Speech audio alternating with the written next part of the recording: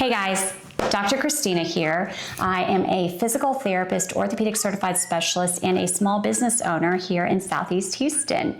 I want to talk to you today about something that a lot of us deal with every single day, which is pain from sitting in the car. Do me a favor, before you go any further in this video, I need you to share this with your fellow road warriors so they're not suffering from the same symptoms that you are. I am a mobile physical therapist in my small practice, so I am in my car a lot. I mean, probably at least 5 hours a day I'm driving from one client to another. And so I deal with back pain, neck pain, hip pain, all those issues, the same as you for any of my truck drivers, any of my med reps that might have to be traveling between doctor's offices. If you've got a job where you have to drive far distances often and you're dealing with pain because of that, and you know it has to do with how your car is set up, I want to tell you today what kind of tips and tricks I use for myself when I'm driving in between clients to help with my pain, and how you can use those principles to help yourself. So watch this video if you want to see direct, clear explanations of how you should set up your car for your individualized needs in order to not have pain throughout the day as you're driving for work. So the first thing I want to chat with you about whenever we're talking about how to set up your car seat to prevent back pain, neck pain, hip pain, all the pains, is what should your posture be like? So a lot of folks, as they are sitting in a chair, whether they're at the computer, right, they're typing on the computer, or they're sitting in their car, they think that they need to sit up really tall as they're doing that, because that's what we've all been told our whole lives is sit up straight, sit up straight, sit up straight, right? But no one ever told you how to sit up straight. So the way that I like to explain that to folks is we're going to start from the feet up, all right? We need a good base of support to start with, and then we build on that as we go all the way up to your top of your head and how your posture should look. First off, whether you're in a chair or in your car, you want to make sure that your chair, the surface you're sitting on, is high enough that your hips are above your knees. This prevents you from, if your knees were above your hips, this could lead to you slouching more as you're sitting in that seat and lead to more overstretching of all these tissues in the back, all right? So if those knees are below those hips, we've got a much better chance of having a neutral posture and not slouching into it. With that position, that seat height, hips above knees, we want to also make sure that our feet are flat on the surface that we are sitting on, okay? When, again, I'm sitting with those knees below those hips and I've got pressure through my feet, I want you to try it right now as you're sitting there. Feet flat. I want you to just press a little bit into the ground, okay? Almost like you're pushing the ground away from you a little bit. And I want you to notice, how does my core feel when I do that, okay?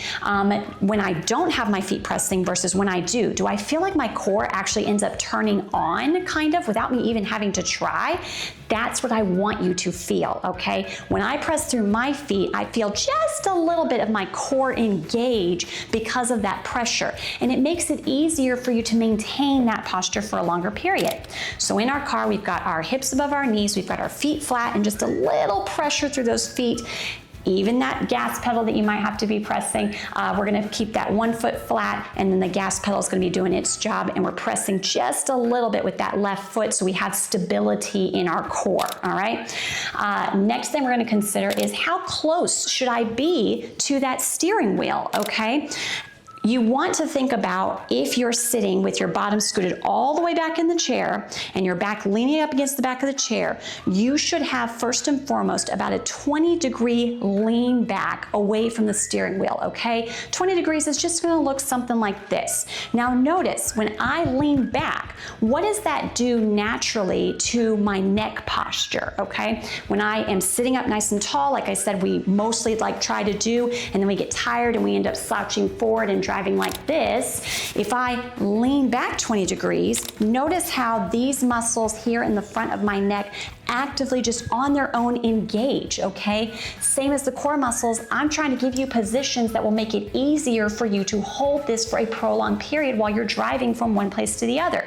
So we've got that 20-degree lean back in that chair, and then we're gonna get close enough to that steering wheel that we can have our elbows resting at our sides, our arms bent at 90 degrees here, and I am holding onto the steering wheel right here, all right? One big misconception that I would love to put an end to right now at this moment, okay? I need you to take this in, and I need you to tell everyone you know, we are no longer driving with our hands at 10 and 2. All right? It's not safe for a car accident. It's not safe for your shoulders. It's not safe for your neck, all right? When we are driving with those arms up like this for our whole long day of driving, what do you think that's gonna do? It's gonna lead to forward leaning of not only my shoulders, but my back is gonna round, my head's gonna pop forward, and I'm causing all kinds of neck, shoulder, back issues by having this kind of posture, okay? So instead, I also am not even gonna hold the steering wheel at 9 and 3, as some people will suggest. That still is going to lead to, over time, rounding, head forward, back rounded, okay? Instead, we're gonna place those hands now at 7 and 5, okay? 90 degrees here, scooted close enough to that steering wheel that I can hold on with that 20-degree lean back right here, okay? I can comfortably stay in this position, keep my shoulder blades open because gravity is assisting me with keeping those shoulder blades open since I have that 20-degree lean back, okay? And I am making sure that I'm not going to be tempted to lean forward. If I feel my shoulder blades peel away from the back of my seat, I know that I'm not sitting correctly, all right? So we've gone over hips above knees, the left foot planted in the car, so you've got a little bit of core engagement, sitting all the way back in the chair, 20-degree lean back, close enough to the steering wheel that you can hold at 7 and 5 and have your elbows bent at 90 degrees. Last thing I want to touch base on is where should your neck be? You saw that with a couple of those positions, I showed how forward head posture can be really bad for your neck because it causes that neck extension, which is essentially just shortening of your neck, all right? It may not look like it, but if you are sitting at the computer or at your car seat with your head forward like so, you're essentially walking around all day like this. That's what you're doing. You've got your neck in the posture where you're extended to this level, okay? I didn't do anything to change my posture except round my back, and my neck did not change at all right? So we need to engage those front muscles. Now remember, I said that a 20-degree lean back would help to engage those a little bit. The last thing I want you to think about though is that if you feel that head peeling away from the back of your seat from that headrest, you know that you're getting a forward head posture again and that you're contributing to your neck pain and issues. So we're not going to do that. We're going to keep these muscles engaged, keep that head glued to the back of the chair, and we want to keep that chin parallel to the ground, okay? I don't want to have my head glued if it means that my chin's up like this. I want it parallel to the ground so that my eyes can look straight forward, if not slightly down. We tend to have a 30-degree angle of vision whenever we're looking at something, so it's not a bad idea to raise your seat up. That way, when you are looking 30 degrees down, you're looking at the road in front of you rather than your hood that is below there.